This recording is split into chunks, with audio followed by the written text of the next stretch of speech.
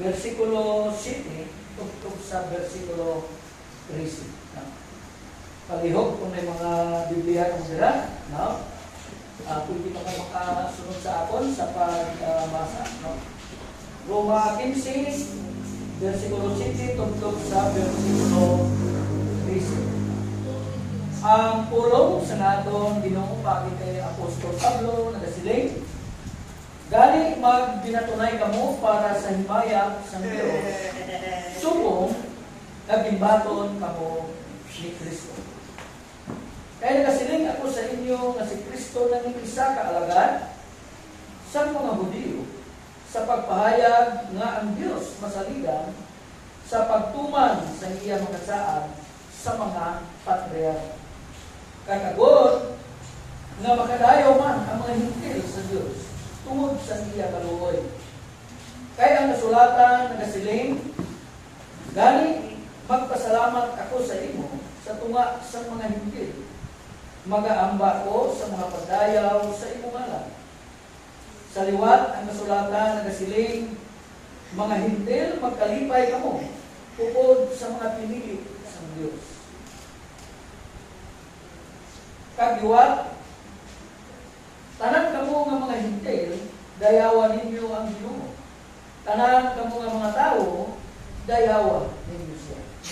Kag liwat si Isaias, nakasiling, magakari ang isa ka kaliwat ni Jisi, bayawon siya sa pagahom sa mga hintil, kag sila tanan magalahom sa iya. Kabay na ang Diyos nga ginagikanan sa paglahom, magpuno sa inyo sa bugkos na kalipay, kag pagdait, paagi sa inyong pagtuo sa iyo. Agod nga ang inyong paglaom magpadayon sa pagtubo, paagi sa kahom sa Espiritu Santo. Kabay, napakamayon ka sa pagbasa sa pulong sa natin Ginoo. Magapanguyo kita sa malipot para sa pulong o amay namon nga langit nun, balaan kag makagagahong na Diyos nga mo ang nagtuba sa tanan nga mga butang sa kalibutan. Lakip na mo Diyos ang among tagsa ka mga hulang na tao. Lord, gina-apresyar ginamon ini nga adlaw. Bangod ini nga adlaw Ginoo, hindi lamang nga gitagaan mo kami sa bagko nga kamuhi, kundi nga makasilibrar kami Ginoo sa imong kadalagan dito sa pagpaagi sa Ginoo, nanging mandadahaog man kami.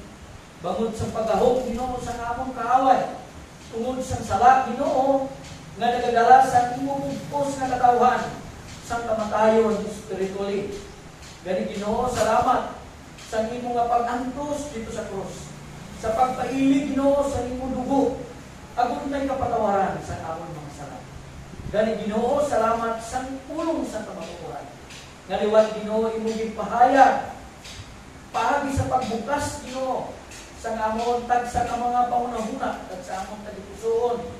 Kay di tanan Ginoo nagapamatuod lamang nga ang kamatuoran hindi mabuksan sa tawhanon nga kaalam, kundi nga magabukas ini sunod Ginoo sa imong gintalana na tion sa pagpahayag sa kamatuoran. Kay ang kamatuoran amo lamang Ginoo ang matuod nga magahilway sa amon sa gahom sa pagulipon sa Ginoo. Gani upon ikaw sa amon Ginoo sa inyong mga tinyon, paagi sa imong balaan ng Espiritu. Kay ikaw ginagasiling sa imong pulong, duha o tatlo nga nagatipon sa imong ngalan. Iyara ikaw Ginoo sa amon Ginoo. Gani dalayawan ka Ginoo Dios sa imong promesa sa amon. Gani Ginoo, abuni kami sa imong hangin nga gahom.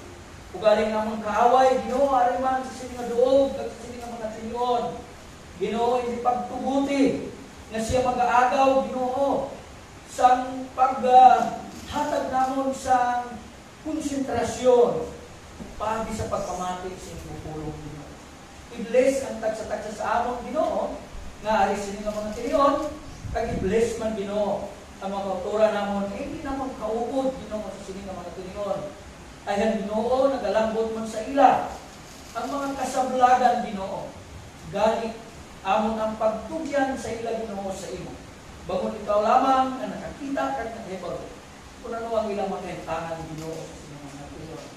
Gani nagakalipay kami ko Dios, nga liwat ikaw ang naghatag sa amon sa tingod, nga kami liwat makasimba sa imo sa espiritu kag sa kamatuoran. Patawaran kami Amay sa amon manamo sa magtulungan sa imo. Nakasala kami ko Dios sa pulong sa una-una, sa buhat kag sa amon kag sa mga balagyagon. Ang tanan nga nadayawan kag pagpasalamat.